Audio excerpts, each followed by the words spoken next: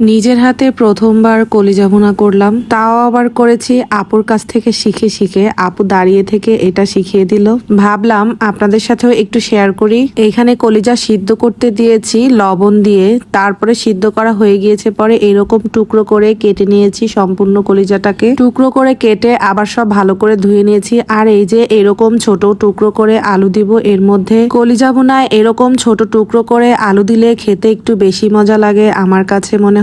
রান্না করার জন্য এখানে কড়াইতে তেল দিয়ে তারপরে তেজপাতা, এলাচি, দারচিনি এগুলি দিয়েছি। এরপরে পেঁয়াজ দিয়ে কিছুটা সময় একটু ভেজে নিয়েছি। এরপরে দিয়েছি আদা রসুন বাটা, তারপরে দিয়েছি হলুদের গুঁড়া, মরিচের গুঁড়া, ধনিয়া গুঁড়া, তারপরে দিয়েছি একটু পরিমাণ জিরা গুঁড়া, তারপরে দিয়েছি জিরা বাটা, লবণ দিয়ে দিয়েছি। তারপরে এই মশলাটাকে কিছুটা সময় একটু কষিয়ে নিব।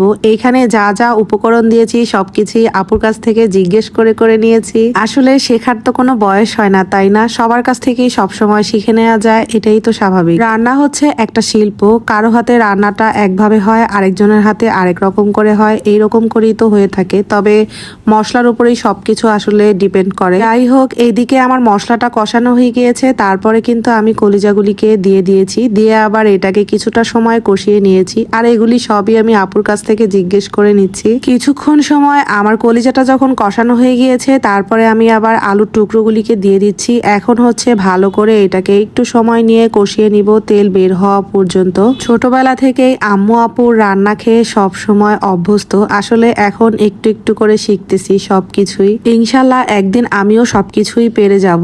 এইখানে কাঁচামরিচ দিয়ে দিয়েছি এই কষানোর সাথেই, যাতে করে এই তরকারিটা একটু ঝাল হলে ভালো লাগবে। এখানে একটু আলাদাভাবে কিছুটা রসুনের কোয়া দিয়ে দিচ্ছি। এটা দেওয়ার কারণে এই রসুনগুলি এই তরকারির থেকে খেতে অনেক মজা লাগবে এই কলিজার সাথে। যারা কখনো এইভাবে আস্ত রসুন ছোট কোয়া দিয়ে খাননি, তারা একবার খেয়ে দেখতে পারেন, অনেক মজা হয় এই কলিজা ভুনা বা গরুর মাংস ভুনার সাথে। নিজেই নিজের রান্নার প্রশংসা করতেছি। এই তরকারির কালারটা খুবই সুন্দর হয়েছিল আর অনেক সুন্দর ঘ্রাণও বের হচ্ছিল।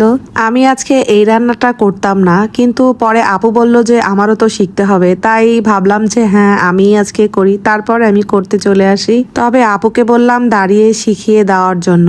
এই তো আমার কিন্তু তরকারিটা এখন কষানো হয়ে গিয়েছে, সম্পূর্ণ তেল বের হয়ে গিয়েছে। কষানোর মধ্যেই কিন্তু অনেকটা কলিজাই মানে সিদ্ধ হয়ে গিয়েছে। তারপরে একটু পানি দিয়ে দিয়েছি পরিমাণ মতো আর কি, বেশি একটা পানি এর মধ্যে দেইনি। তারপরে ঢাকনা দিয়েছি। ঢাকনা দেওয়ার কিছুক্ষণ পরে বলক চলে এসেছে। আর তরকারিটা হতে কিন্তু বেশিক্ষণ সময় লাগবে না।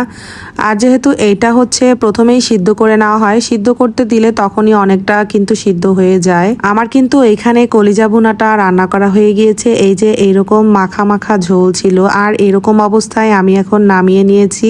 আপু এবং বাসার সবাই বলল রান্নাটা খেতে খুবই মজা হয়েছে। আর আজকে আমার ছেলেও এই তরকারিটা দেখলাম যে খুবই পছন্দ করে খেয়েছে, তাহলে অবশ্যই ভালো হয়েছে। ভিডিওটা কেমন লাগলো অবশ্যই একটা কমেন্ট করে যাবেন, আর যদি ভালো লেগে থাকে তাহলে একটা শেয়ার করে দিবেন। আর দেখা হচ্ছে পরবর্তী ভিডিওতে। আল্লাহ হাফেজ।